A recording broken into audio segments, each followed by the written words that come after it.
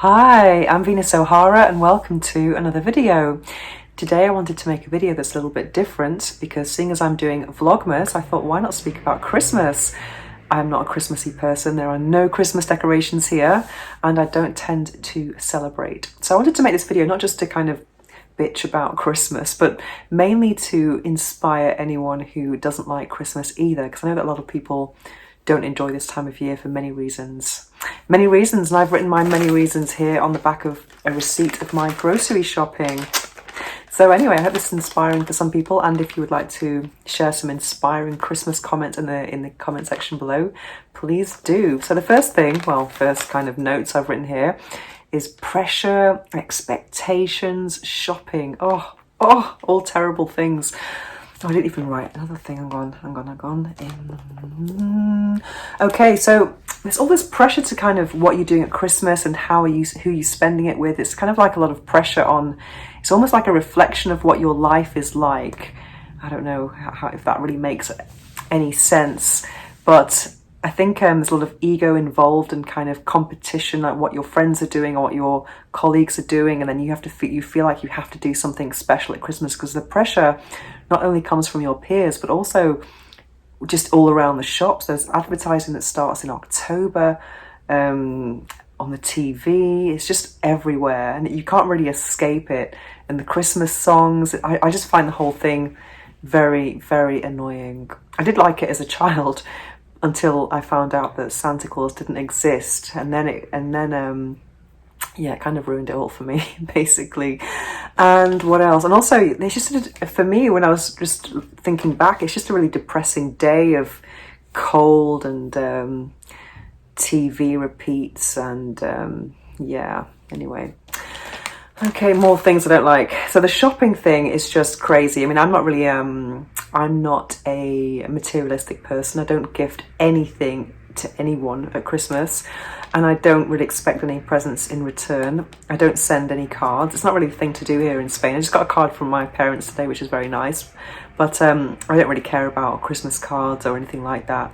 So I remember just speaking to some relatives recently, and they kind of said something like, oh, so-and-so doesn't send me Christmas cards anymore. And I thought, wow, is that a thing? I live as though Christmas does not exist. So there's no cards from moi. And I don't really tend to send these circular Christmas messages either. I find them really annoying. And also at New Year, I've been in and this is maybe a different topic or maybe a little bit a side note, but so many times I've been in a celebration for New Year, and just at 12 o'clock, it's that massive, hey, Happy New Year. And then seconds after, everyone's on their phone. You just think, put your phone down and be present.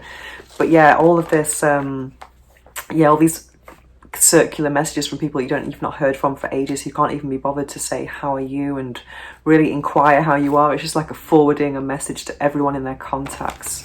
Oh, ridiculous. It's very superficial. And then another thing I've written here is family. I think a lot of people feel a lot of pressure at this time to spend it with family, and particularly with family members that they don't like, and also in-laws. Isn't that awful? I mean, I've had some good and bad experiences with in-laws, and always at Christmas when it was the bad ones, there's a lot of pressure to kind of get on with the long-distance cousins and all of that and make sure everyone likes you, even though you're feeling really uncomfortable and you might not like the food you've been given. Awful. Something I recommend, though, to kind of spice that situation up is to wear a wearable sex toy that your partner could control from their phone, and that could make it all a little bit more memorable, and yeah, it could be a lot of fun. But I haven't had any experience of that myself. It's just one of my fantasies I thought I would share. So what else? So that's all kind of negative stuff. I'm sure a lot of people can relate to that. So now I've kind of just forgotten all about Christmas completely, and I don't subscribe to any of those things.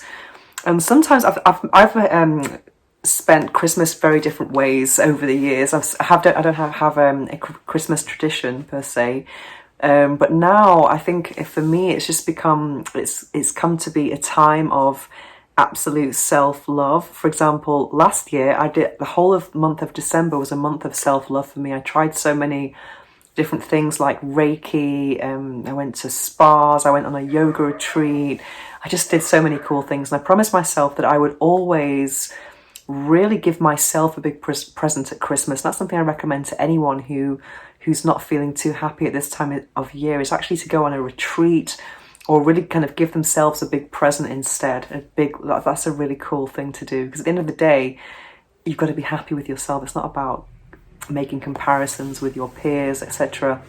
And last year I went on a yoga retreat, which is probably one of the best Christmases I've ever had in my life, because I was just thinking, who is going to go on a Christmas retreat? It's obviously people who are kind of not in the Christmas mood either.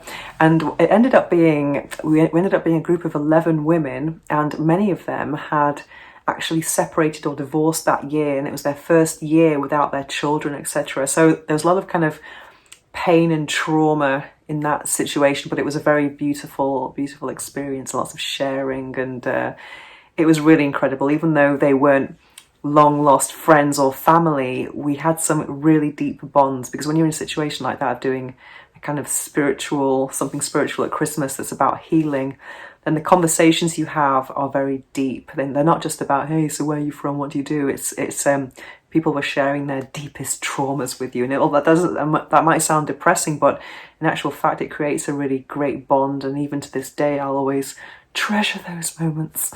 And I'll definitely be doing more yoga retreats in the future. But also, I have in the past spent Christmas with friends, some better friends than others. And when you're with good friends, of course, that's the best situation to be in. But also, I've been invited to Christmas dinners by people that I didn't know that well. And that's great. It's very nice to kind of be included. But sometimes that can make you feel that you're kind of, it can be worse actually than being on your own, because you feel like, oh my God, I really am sad if this is my option for Christmas. You know what I mean? And a couple of times I've actually spent Christmas alone, and that's been absolutely fine actually. I remember once I had an operation on my leg on the 23rd of December. So I was just on my sofa, just chilling and recovering, and had lots of friends Skyping me and stuff, so that was nice. But it didn't really matter because I was just thinking about the leg. It was because my leg was just had an operation, and I was just thinking about that. When you're ill or whatever, that's your kind of first priority, not really thinking about the emotional side of things. And also I had another Christmas with a big cold, and some of my neighbours said, hey, do you want to come and have a dinner with us? And I thought, nah, I can't be bothered. So that was kind of cool actually. I thought great timing. Great timing. I just was alone, and that was it.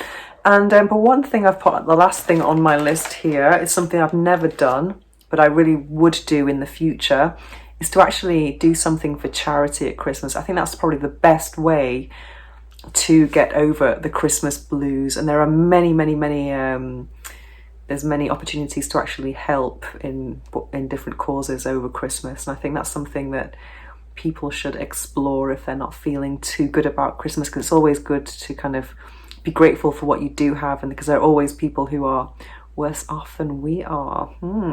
So anyway, yes, that's my Christmas resume. But for this year, I don't really care too much about Christmas. I just think I'm just so happy to kind of reconnect with friends after so many months of lockdown. So this year I'm actually having lots of different Christmas celebration with different friends on different days, and that for me just feels, I'm just so happy about it because it's been so long. For example, last week I had a special Christmas dinner in with some vegan friends. There were 20 of us and we hadn't seen each other since February, so it was like, oh wow. So the celebration was not just about Christmas, but really just the kind of seeing each other again.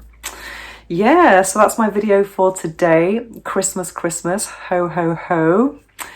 Yeah, so anyway, if you have any thoughts or any tips on how to make Christmas more fun, more bearable, then please don't hesitate to leave a comment in the comment section below. And if you have any suggestions for new videos, don't hesitate to contact me at venus@venusohara.org or on Instagram @venusohara. Thanks for watching.